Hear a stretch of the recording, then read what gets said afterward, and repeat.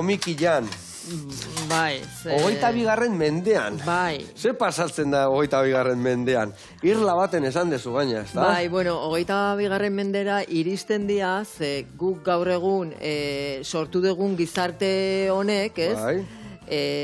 Bueno, eragin ditu ondamendi pila bat, ez? Vale. Eta ondamendi hoien ondorioz, bizirik irten diran gutxi batzuk, Vale. lortu dute, bueno, hori, bizirik irtetea, eta iritsi dira urruneko irla batea, ez dutela ezertaz ezagutzen, eta ez dago ezer irla horretan. Osa, ez daki... Ez dago teknologiarik, ez dago erregai fosilik, beraz, asteia, zerotik astea bezala da. Eta... Vale. Bueno, dauka apur bat utopiatik eta distopiatik, ere, ze han aurkitzen duten gauza bakarra da...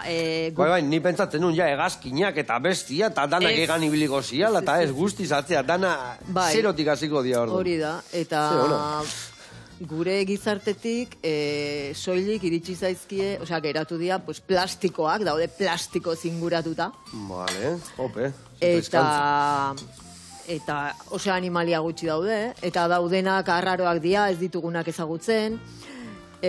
Ulertzezu da, guk gaur egun sortu dugun kakanazte hau, kaka guztiak eragin duena, ez? Eta hor bizirik irauteko gizarte berri bat asmatu dute.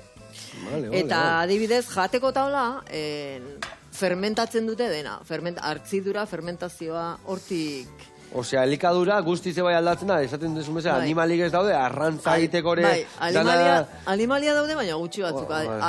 Atak daude, hauntz batzuk, baina animali gutxi daude. Eta orduan belarrak eta horrela asteia jaten dituzte, belarrak eta belarrak fermentatu egiten dituzte.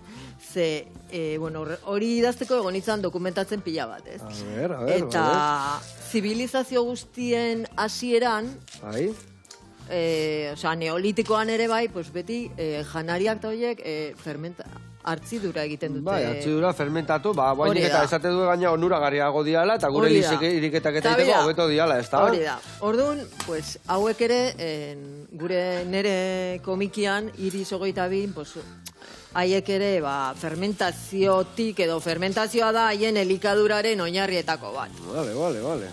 Eta belar pila bat, eta, bueno, atak ere bai.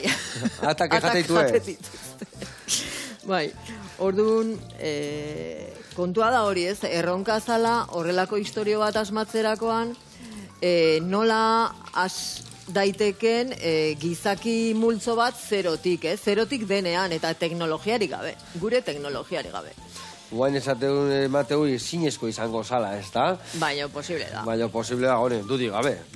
Hortikan gatoz, baina oitu geha, errexea, ez da? Errexea, eta... Dana ia erdin daukitzea, eta... Hori da. Baina, bueno. Eta baitare, bueno, hauek, klaro, guk eragin dugun ondamendi horretan, ze hau, moztu inberde patata, edo? Bai, betu uretatik pasakoet, bota hori menbera sakarrontzira, eta ur pixka pasako jot, eta laukitxotan ingo zu, bale? Bale. Bueno, eragin dugun ondamendi honetan, bueno, esan nahi dut, fikzio horretan, daude bi motatako pertsonak, ez? Ze eguzki ekaitzek eragina izan dute haietako batzuengan. Eta orduan dauzkate eguzki haziak dauzkate. Hau zientzia fikziozko historia bada. Igual okerra izango, etorretzen hemen digo. Horiek deitzen dira Sun Insiders. Sun Insiders. Bai, daukatela eguzki haziak dauzkatelako. Eta orduan dauzkate botere berezi batzuk. Claro, bestela etzan izango zientzia fikziozko historio oso bat, ez? Eta orduan borroka bat sortzen da gaitasun bereziak dituzten hauen artean, eta badaude besteetariko batzuk nahi dute esperimentatu, alegia ikertu zer egin dezakete, zer gaitasun berezi dian hoiek, ez? Eta orduan bi Ulertzezu, sortzen da hor dago norgeiagoka bat. Eta hau dana zuri nola korretzen zen? Non jartzeze hau dana pentsatzen da hau dana garatzen? Bueno, Jurre? Idazlea naiz eta irudimena da nere lan gaia edo... Bueno, a ver... Zaki, Ze ona. Eta hori da, kontatu pixat, hori da, Iris da pertsonaia... Bai, Iris da pertsonaia protagonistaren alaba. Eta Vale. Irisak horiak dauzka, eguzkiak bezain hori. Horregatik, Iris eta Sun Insiders. Eguzkia haziak dituztelako. Eta malkoetatik isurtzen dituzte eguzki izpiantzeko malkoak. Vale. Eta hori da, hor dago apur bat borroketako bat, ez? Hori nahi dutelako malkoiekin nahi dute esperimentatu eta ikusi noraino... Zenbat bizidun gelditzen dira irla hortan, zenbat pertsonen artean kudeatzen duena. Hori bakoitza, baletan ezin da kontatu, ez da? Iurre, bestela dana kontatuko da. Dena ezin da kontatu, baino... Gehiagia izan kontatzen igual da dana. Ez, gehiagia. Badakizu nuan jo kontatu orduan, ez da? Bai. Gizarte bat sortu dute orduan.